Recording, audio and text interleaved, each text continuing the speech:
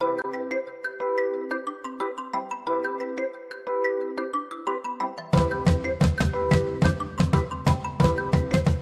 unconscious patient with a DNR tattoo.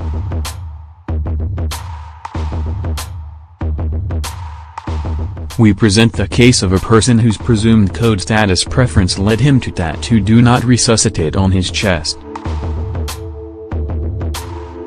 Paramedics brought an unconscious 70-year-old man with a history of chronic obstructive pulmonary disease, diabetes mellitus, and atrial fibrillation to the emergency department, where he was found to have an elevated blood alcohol level.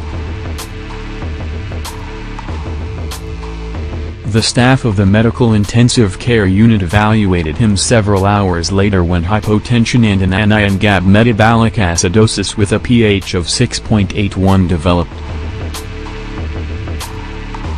His anterior chest had a tattoo that read "Do Not Resuscitate," accompanied by his presumed signature.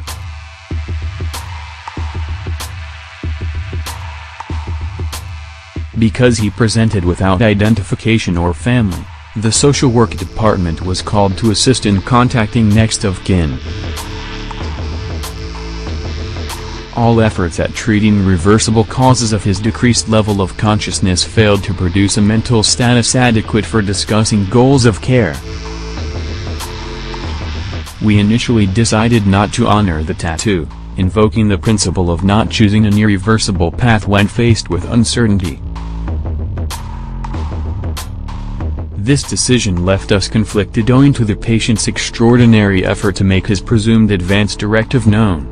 Therefore, an ethics consultation was requested. He was placed on empirical antibiotics, received intravenous fluid resuscitation and vasopressors, and was treated with bilevel positive airway pressure. After reviewing the patient's case, the ethics consultants advised us to honor the patient's "Do Not Resuscitate" (DNR) tattoo.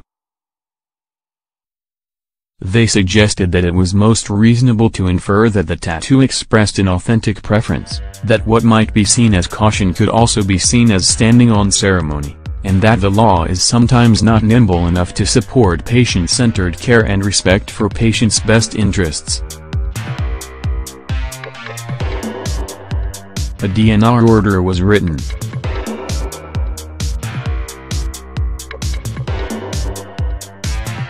Subsequently, the social work department obtained a copy of his Florida Department of Health out-of-hospital DNR order, which was consistent with the tattoo. The patient's clinical status deteriorated throughout the night, and he died without undergoing cardiopulmonary respiration or advanced airway management. This patient's tattooed DNR request produced more confusion than clarity, given concerns about its legality and likely unfounded beliefs that tattoos might represent permanent reminders of regretted decisions made while the person was intoxicated.